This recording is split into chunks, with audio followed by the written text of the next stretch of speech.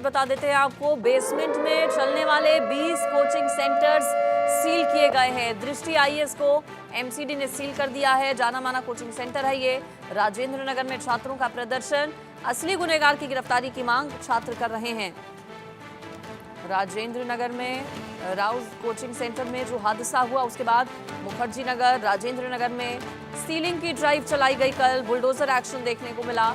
अब तक 20 coaching centres seal किए गए हैं। दिल्ली के नेहरू विहार में भी ये एक्शन लिया गया। जाना माना कोचिंग सेंटर है दृष्टि, उसे भी बताया जा रहा है कि सील किया गया है। दिल्ली के ओल्ड राजेंद्र नगर स्थित राउज आईएएस कोचिंग सेंटर में हुआ हादसे के बाद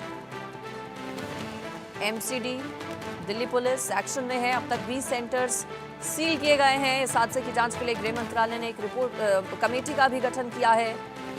ये कमेटी हादसे के कारणों का पता लगाएगी, जिम्मेदारी तय करेगी, उपाय भी सुझाएगी और बदलाव की सिफारिश भी की जाएगी।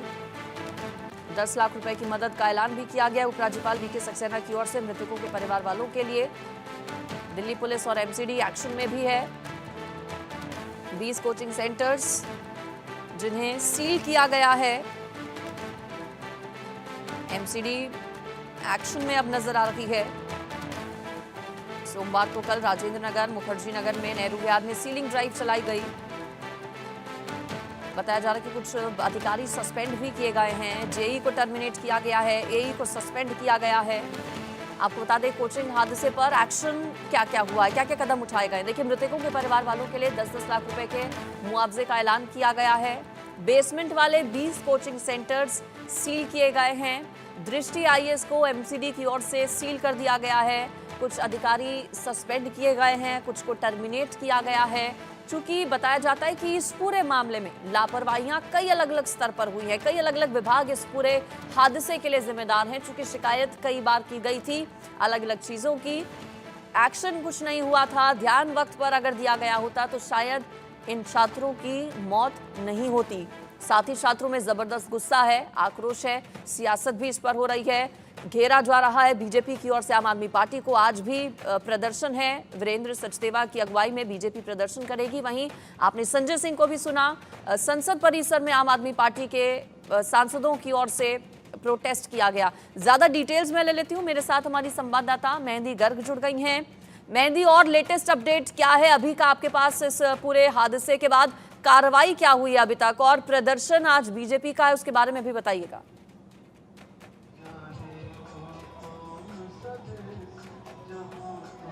जी बिल्कुल, देखिए फिलहाल हम मौजूद हैं राजघाट पर और यहाँ पर दिल्ली भारतीय जनता पार्टी लगातार प्रदर्शन कर रही है। आज दूसरा दिन प्रदर्शन का है। ये तस्वीरें हम आपको राजघाट से दिखा रहे हैं, जहाँ पर आप देख सकते हैं किस तरीके से जितने तमाम नेता और कार्यकर्ता भारतीय जनता पार्टी के हैं वो मुंह पर पट्टियाँ लगाकर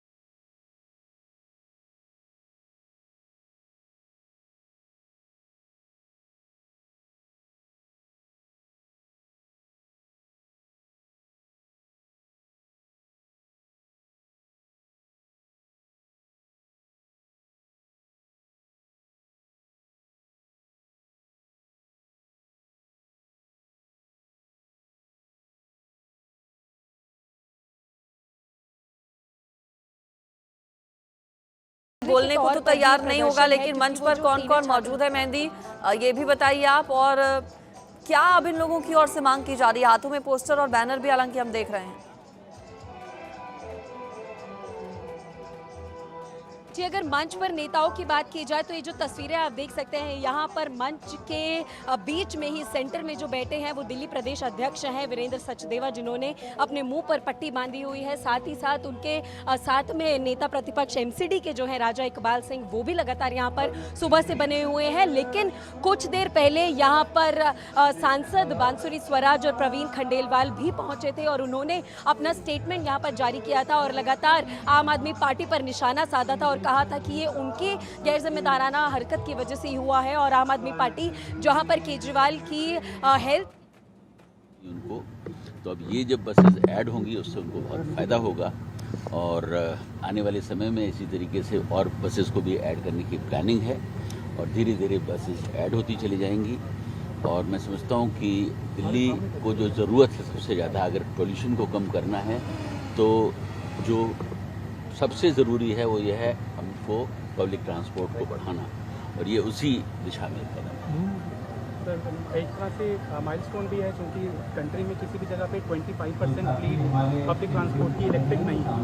यहाँ इसमें कोई शक नहीं है, इलेक्ट्रिक बसेस को जो ऐड करना है, मैंने जैसा अभी कहा कि पोल्यूशन को कंट्रोल करने के लिए एक बहुत बड़ा कदम है और इस तरीके के जो है इनिशिएटिव्स लेते चले जाएंगे हम लोग। हमारी कोशिश होगी कि भारत सरकार, दिल्ली सरकार मिल के जो काम कर रही है उसको और आगे सर, राजेंद्र नगर में छात्रों से क्या वहाँ आप क्या लापरवाही देख पा रहे हैं और क्या एक्शन आप लेने जा रहे हैं? देखिए, वैसे ये जो मौका है वो राजेंद्र नगर को डिस्कस करने के लिए नहीं है। आपकी प्रतिक्रिया लोग जान गए। हाँ, इसमें कोई शक नहीं, वो बहुत दुखद घटना है और इसमें जो भी उचित कार्रवाई की जानी चाहिए वो की जाएगी।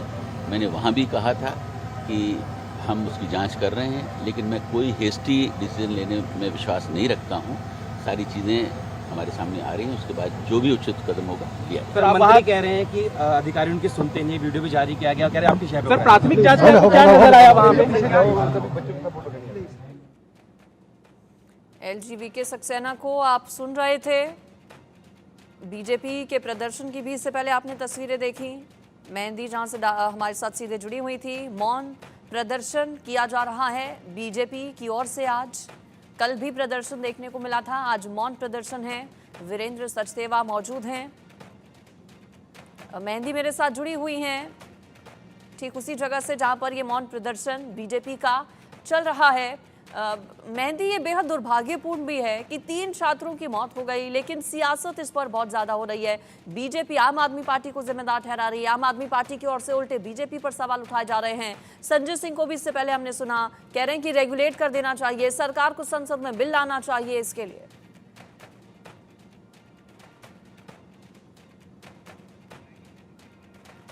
चलिए, शायद संपर्क कट गया मेहंदी के साथ। फिलहाल शुक्रिया आपका मेहंदी इस खबर पर जानकारी देने के लिए। लेकिन सवाल यही कि आखिर